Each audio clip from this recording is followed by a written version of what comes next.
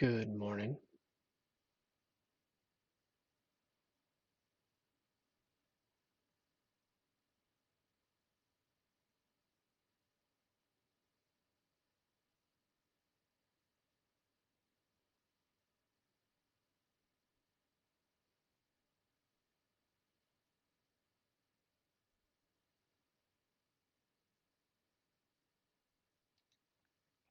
Good morning and happy Thanksday. I'm just going to change the name, stop calling it Thursday, and just call it Thanksday. And you should be thankful every day, but start with at least one.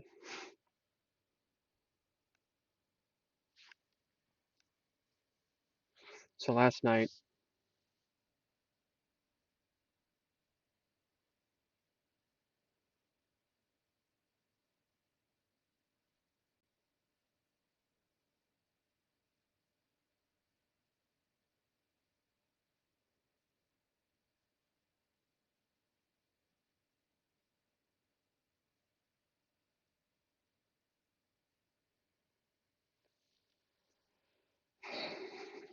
I had two dreams,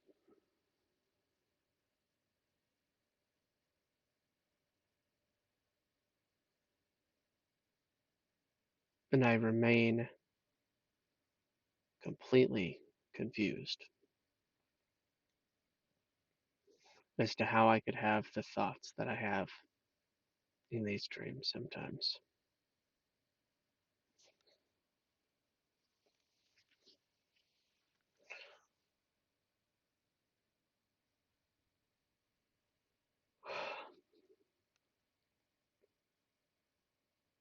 So,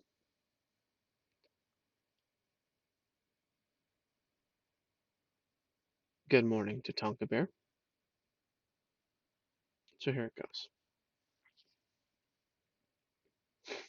I was in Mexico, and for context, I've never been in an airplane, and I've never been out of the country.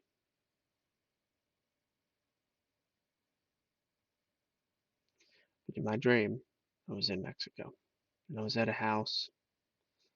It was more like a road with a bunch of houses that were next to each other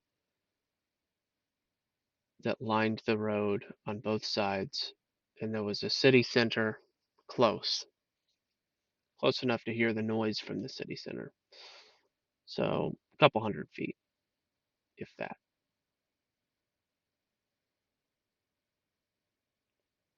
And on the back side of the houses, of either side of the road, uh, was a lot of foot traffic and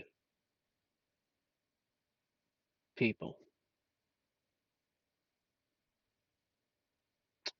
We were inside the house, we being I, myself, and who knows? I don't have a clue.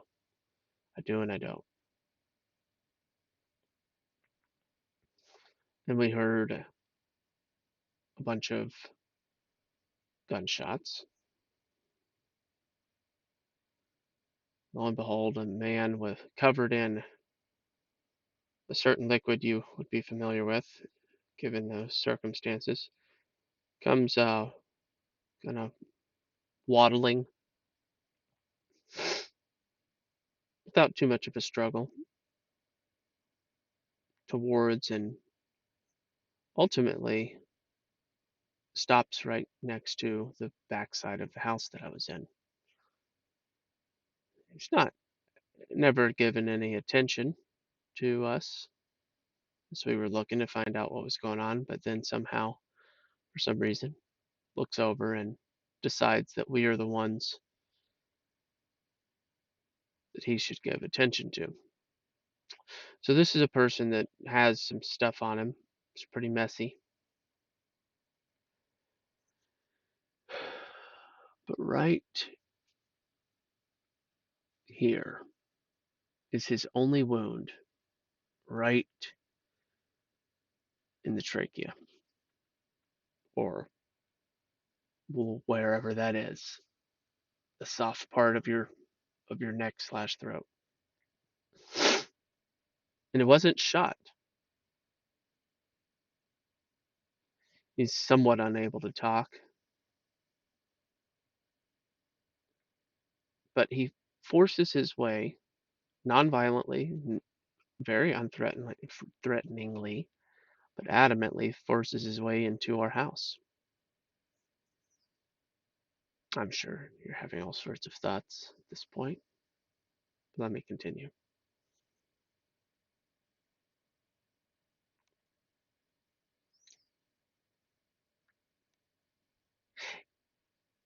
He's bleeding to the extent as you would if you were to remove a scab. He's doing things like this to wipe it off, and he makes it known through a short exchange of two-way charades, because I'm assuming he doesn't speak my language and that he doesn't even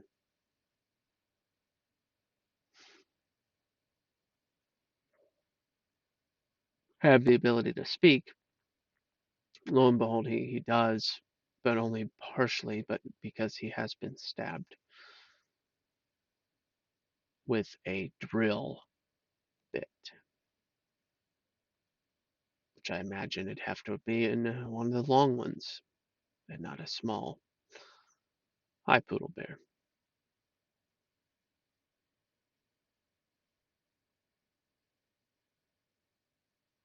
So he's got this hole in his neck, again, right there.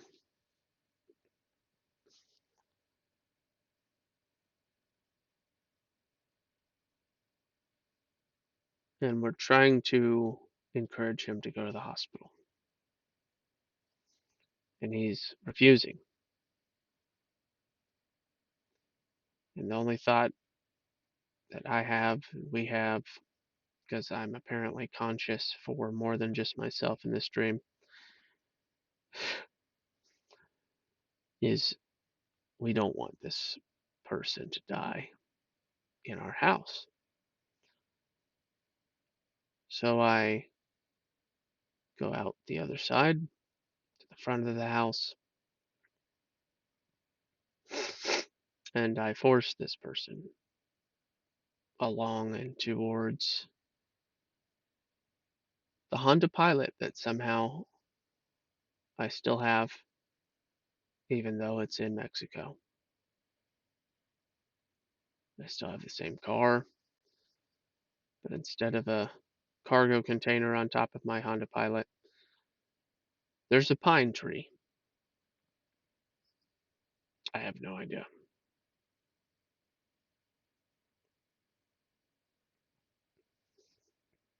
So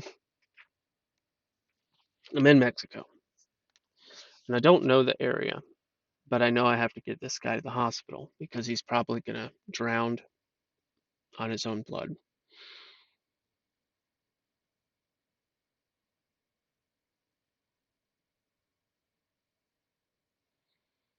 And a lot happened with preparing my car, more than I can really recall. Keep in mind, I'm somehow angry at this man who has been stabbed in the throat,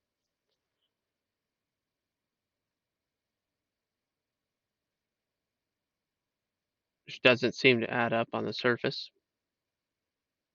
begs some questions.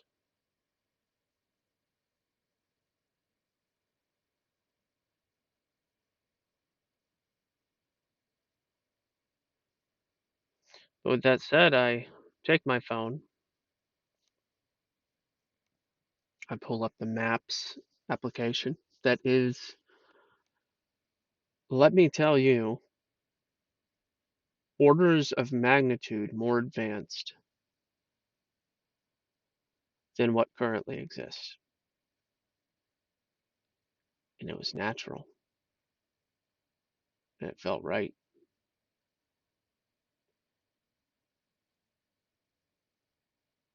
Orders of magnitude more advanced. Let me give you some examples. First of all the land was photorealistic. No, I know what you're thinking. Satellite view on Google Maps. No, it's different than that. The shading, the lighting, the movement of the map was instantaneous, without jitter, and real to life,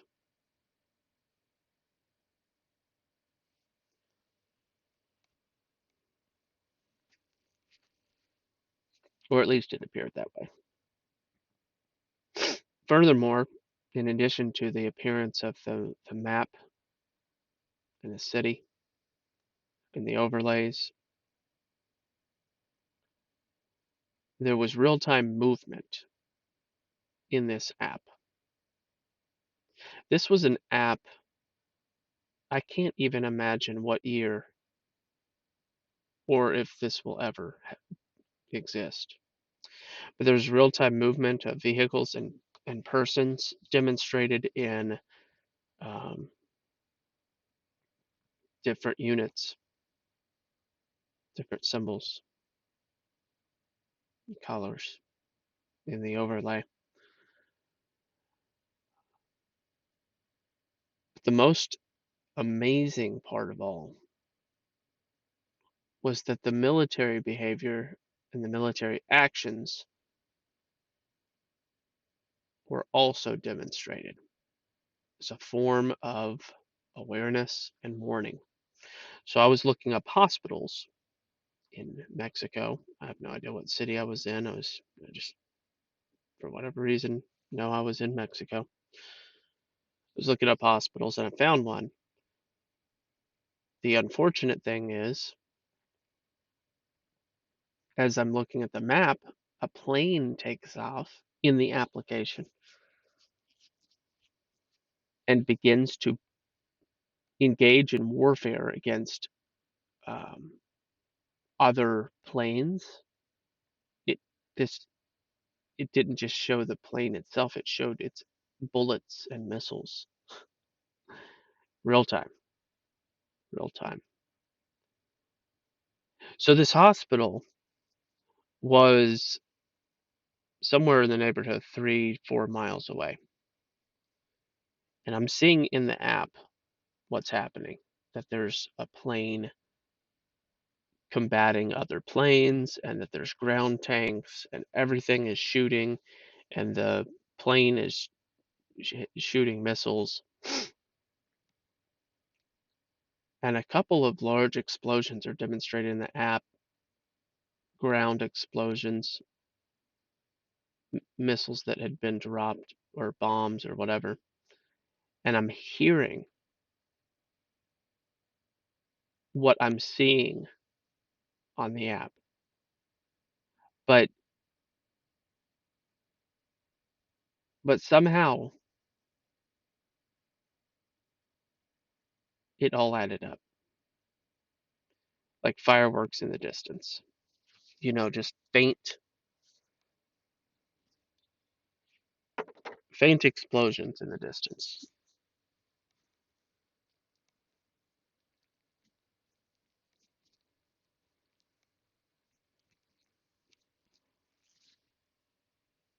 The point is, I wanted to, I needed to get this guy to the hospital.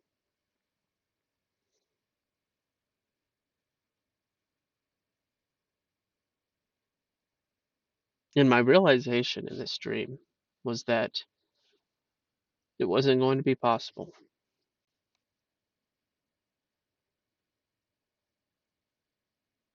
I was baffled. I was confused. I was like, why, if you're going to have warfare, why next to the hospital? But I realized that whoever was warring with Mexico, which I didn't have any awareness or understanding as to who that would have been, whoever it was wanted to instill a sense of terror by targeting areas such as hospitals, rendering it impossible for people to take care of themselves.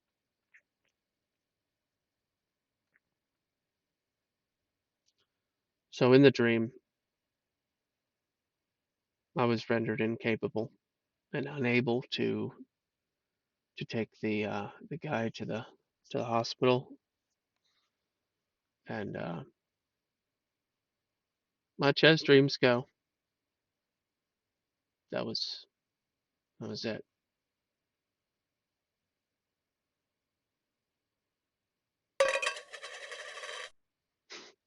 Thanks, Tatanka. So that was one. It was one of two. The other one I still have sensation from on my left leg, next on the left side of my shin bone. I was.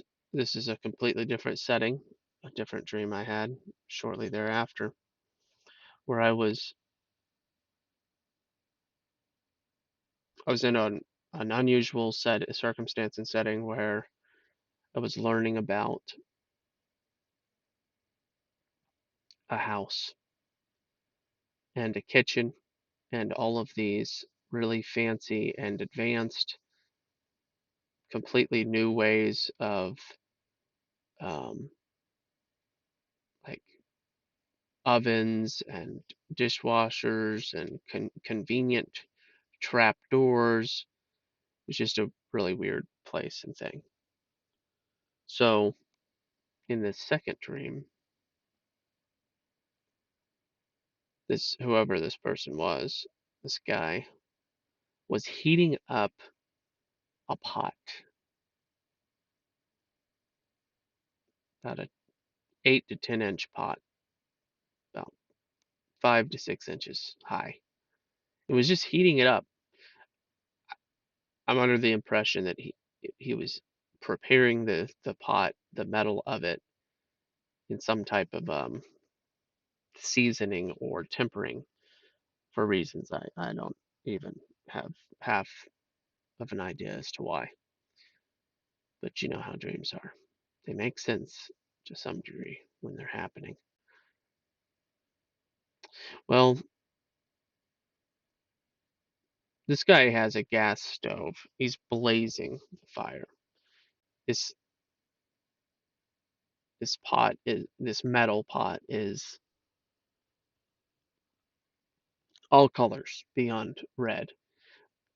Black, it's blue, it's red, it's just getting just full blast. Fire, fire, fire. So I asked some kind of question. For whatever reason, he relocates the pot,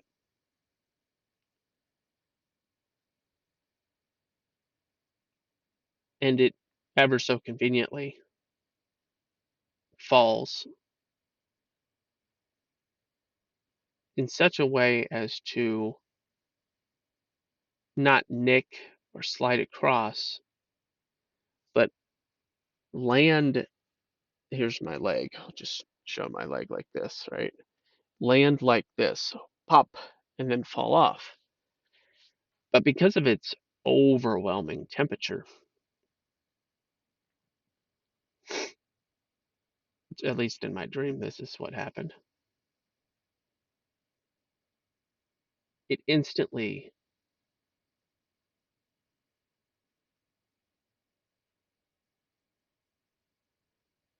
my entire left leg was red. My other leg turned red, and the part that touched was white. Not white, white, like light yellow, light yellow. But my personal reaction was, we're talking about in my imagination in this dream or whatever, I understood that pot to be thousands of degrees, probably beyond the melting point of the metal itself. That's what I was imagining.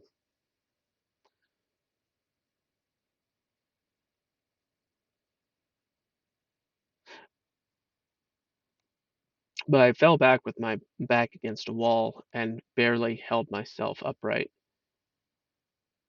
and said, I'm going to pass out. I think I might pass out. And I didn't, but I experienced that sensation of possibly passing out for probably a good 1 to 2 minutes, within the dream. Eventually, I was still woozy and dizzy, and the shock had not worn off. I realized I was not going to pass out, but that I was in a terrible condition physically as a result of this. And at that point, I was then made aware within this dream, the second dream, of the things that had happened in the dream before, and was confused as to what all these physical whatever injuries, what they meant, and why. And then I woke up, and it's it's really hard to put into words the amount of physical pain, overwhelming, literally overwhelming, beyond my understanding of pain. So much so that even when I wake up, and more than half an hour later, I feel a sensation,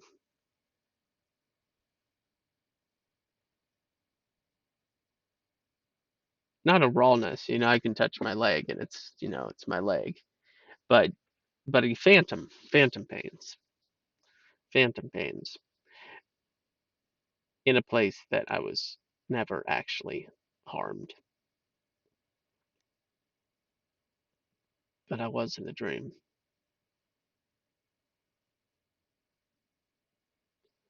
It's a significant amount more that happened in both of those.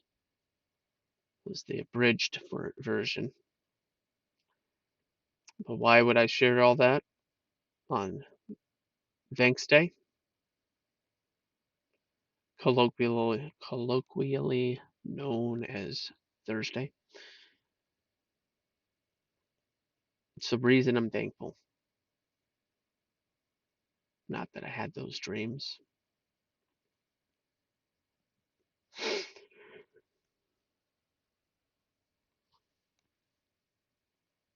but I'm thankful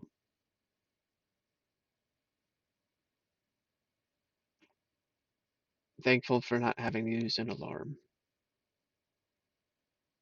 I'm thankful for being woken up. Oh, I should have added the detail that when I woke up from the first dream, I was coughing, and it was as if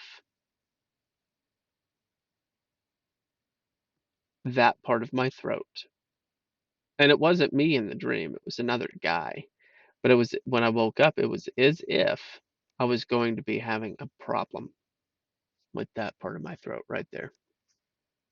I was coughing, I was experiencing pain in that spot of my throat. I drank a little water, didn't get better. Drank a little more. A few minutes later, it was fine. I went back to sleep.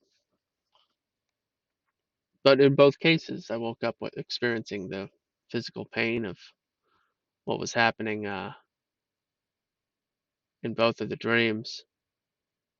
There's probably some metaphor, some significance that I haven't yet been made aware of, potentially regarding both of those dreams.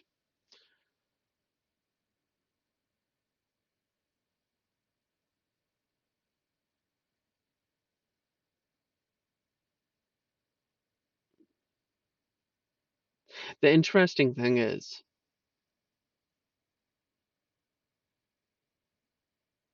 and a common theme in my dreams, is integrity. And you might not have thought of me saying that word related to those instances. But just like in my living life, my dream life involves the same theme. I am compelled and obligated,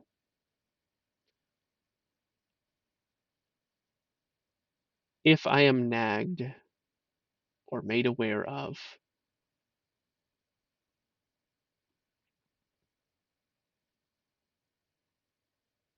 a need or an obligation or whatever, it is my duty and my desire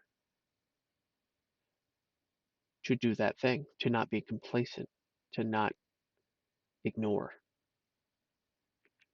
So in the dream, I had an obligation and a duty to serve this person that had been stabbed in the throat. And it was made aware to me that if I didn't fulfill that obligation, I would suffer the same fate.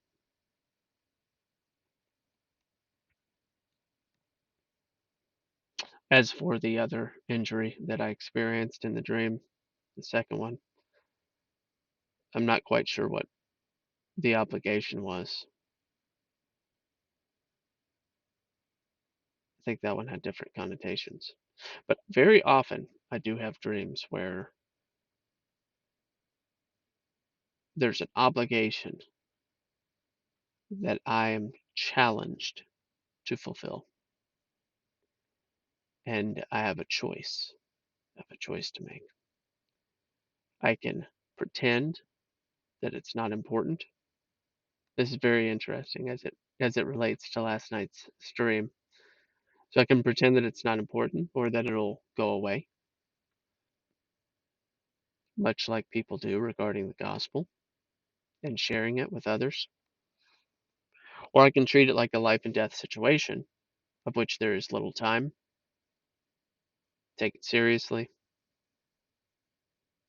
and fulfill my obligation. And to the best of my knowledge and ability to interpret, that is what I believe most of these dreams have something to do with. Very vivid, creative, and overwhelming demonstrations of that message.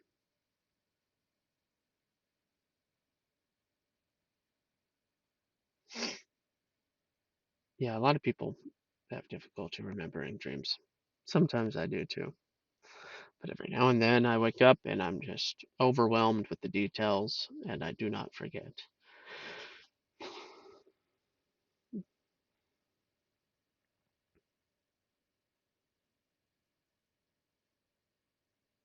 But am I thankful? Absolutely, I'm thankful. I'm thankful for two things, guys.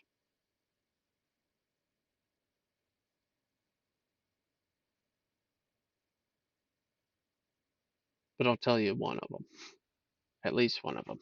I can remember the other one. I'm thankful. I'm thankful to have a heart that desires to do God's will.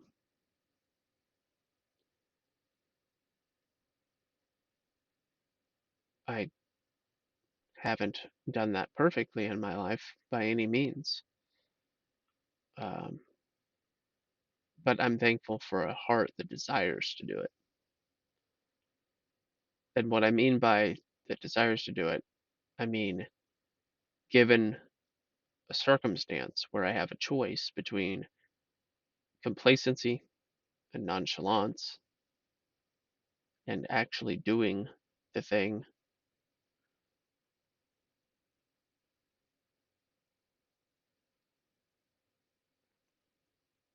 I find myself more and more complying and being obedient to the will of God. And I'm very thankful for that.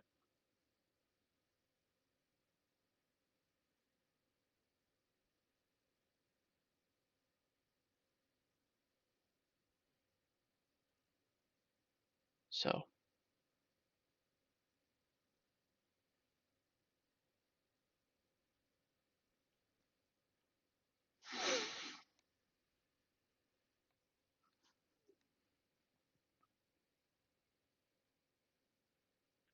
just like I said last night, take it seriously. Understand that you have an obligation.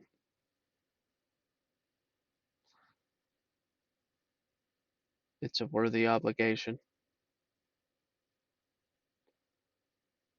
You are capable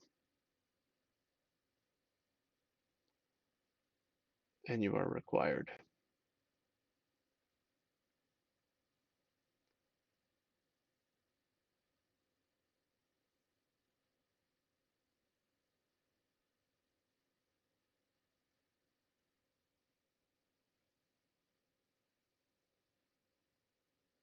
Morning, Creator Bear.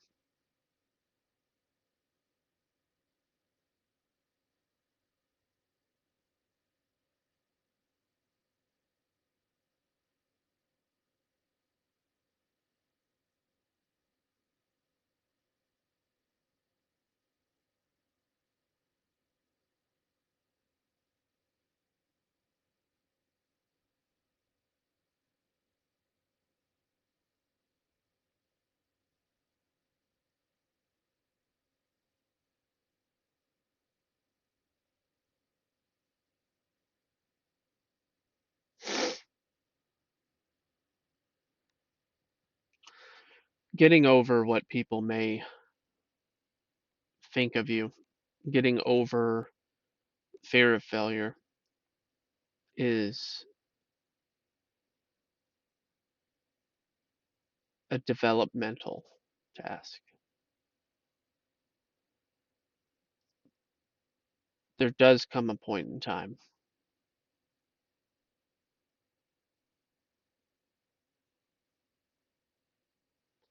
where humility is high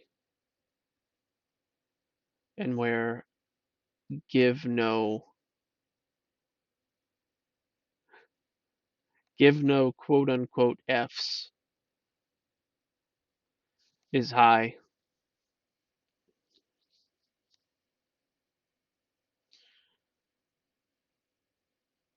There's a lot of benefits getting older. But my encouragement is while you're yet still young, you are not incapable.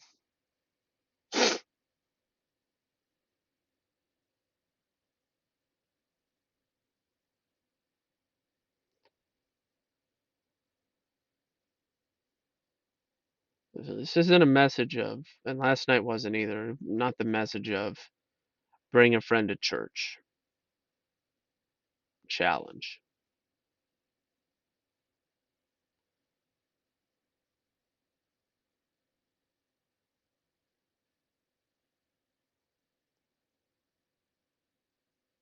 This isn't an obligation to man, it's an obligation to your creator.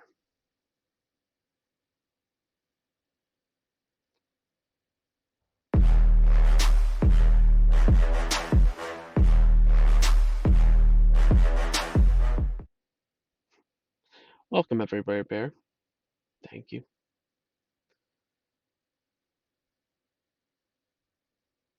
So, it's time for me to get my day started.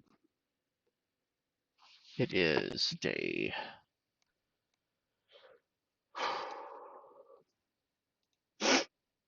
It is day 65. It is the day of all fives. So today I will be doing 65 push-ups. I am currently at no less than 2,080 push-ups. Today I will be hitting 2145.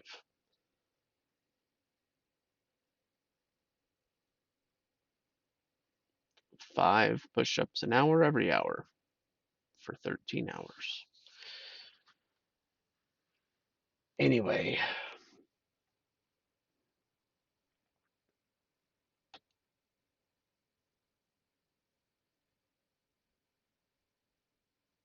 follow Yahweh, not your way.